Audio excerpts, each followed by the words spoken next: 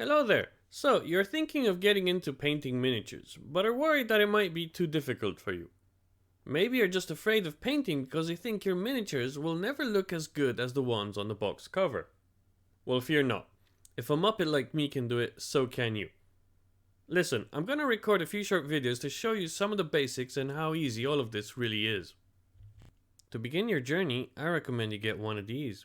Either a box of 10 miniatures so you have some spare guys in case you really mess up your first ones, or a getting started magazine that comes with one or more free miniatures. Let's be honest now, you really won't care if you mess up any of those miniatures that you got for free with the magazine. For this video, I'm going to use the Space Marine that came with the last Getting Started magazine. Before you can get into it, you need to get your hands on some tools. First, cutters to cut out the plastic bits you need from their frame, a hobby knife to chip away at any unwanted plastic on your miniature, I will show you what I mean later, and finally, a file to help you clean up what is left. And if that is not enough for you metalheads out there, then maybe you just need a friend like Boris. Boris knows how to have some fun. As I mentioned earlier, use your hobby knife to gently cut away the unwanted plastic that is left over from production. If you don't get rid of these lines, they will show through the paint job at the end and there is nothing you can do about it then. Make sure to get rid of any leftover plastic from their frame as well. Be careful when cutting these off so you don't cut into the model itself. If you try to do any of these tasks with a file, you will just end up damaging the plastic model.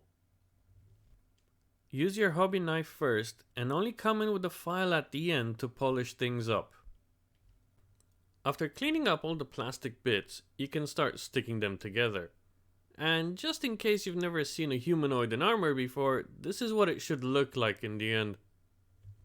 Be careful if you plan on using super glue for miniatures. It leaves a cloudy effect that can really mess things up and can even break. You don't want your miniatures losing their limbs on a battlefield now, do you? I would recommend a plastic glue instead. Plastic glue melts the plastic a bit, allowing it to bond. Because this guy came with a Getting Started magazine, he had special pins and holes everywhere to help beginners guide the plastic bits into the right place. Normal miniatures don't have any of that.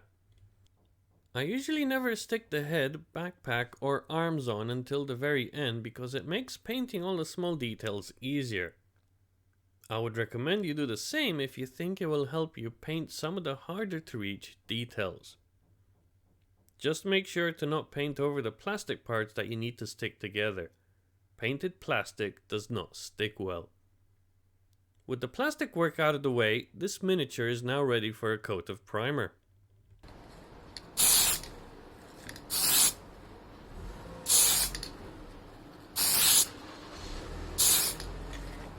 I'm going to let that video play on while I explain everything. The first thing I need to tell you is never spray with primer indoors. Ignoring the mess you will make everywhere, the stuff is bad for your body. Before you try to prime anything, give the spray can a good shake till your arm hurts. Then, change arms and keep on shaking it.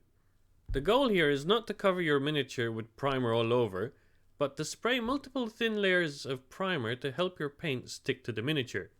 These paints don't usually stick to plastic well without a layer of primer on them.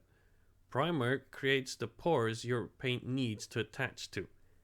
Games Workshop plastic miniatures already come with pores, so in theory you could paint them without a layer of primer, but every painter still recommends you put one on.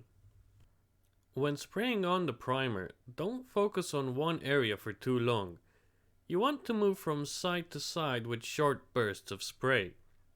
As you move the spray can from one side to the other, I recommend you start spraying before your hand goes over the miniature and you stop spraying just after you pass it. After you let the primer dry, preferably overnight, your miniature should look something like this. Just a thin coat of primer that does not cover up any of the details on a plastic model. It's actually perfectly fine if you can still see some of the grey plastic showing. But if your primed miniature looks more like a snowman, then I really hope you didn't start with a more expensive model. Yeah, it's bad news. Thanks for watching. I really hope this video helps new people get into the miniature painting hobby. Anyone can do this stuff, it's not that hard. Make sure to tune into my next video where I start painting my guy and show you why you should never be afraid to start painting yourself. You can even watch me paint live on Twitch where I try to teach as I paint and can answer any questions live. Or just post any questions on my Discord server and I will get to you as soon as I can. I will leave a summary of what I said in this video in the description below.